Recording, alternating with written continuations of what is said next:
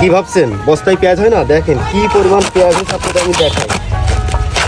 কেটে নিই, তারপরে দেখেন, এই দেখেন বস্তা পুরো একটা জৈব সার, তার কারণে দেখেন আলোয় পড়েছে এক একটা। 3 ভাগের 1 ভাগ মাটি আর 2 ভাগ কিন্তু জৈব সার। দেখেন কি সুন্দর একটা গুঁড়ো গুঁড়ো একটা ধুনোর মতন। কিন্তু এইভাবে সুন্দর করে জৈব সার করে যদি আপনি পেঁয়াজ ছাদে পেঁয়াজ লাগাতে পারেন তাহলে কিন্তু অবশ্যই লাভবান হবেনই। দেখেন একটা পেঁয়াজ কত বড় বড় হয়েছে, প্রায় 100 থেকে 150 গ্রাম ওজন।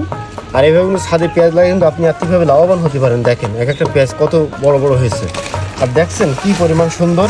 দেখেন আরও দেখাই,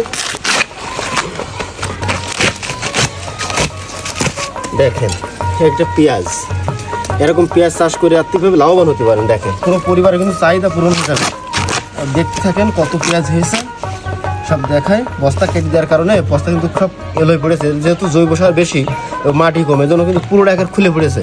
এভাবে চাষ করবেন তাকে লাভবান হবে। একটা পেঁয়াজ ছোটো হলেও কিন্তু 50 থেকে 60 গ্রাম। দেখেন আরও দেখায়,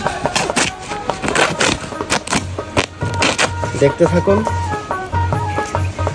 একটা পেঁয়াজ দেখেন কত বড় বড়।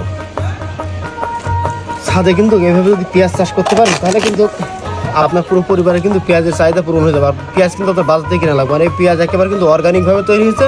আমরা এখানে কিন্তু জৈব সার আর শুধুমাত্র মাটি, এছাড়া কিন্তু আর কোনো প্রকার কিছুই দেওয়া নেই। দেখেন কি হয়েছে, দেখেন এক একটা পেঁয়াজ দেখলে কিন্তু আপনি অবাক হয়ে যাবেন, এত বড় বড় পেঁয়াজ। দেখেন আরও দেখায়, আপনার দেখতে থাকেন।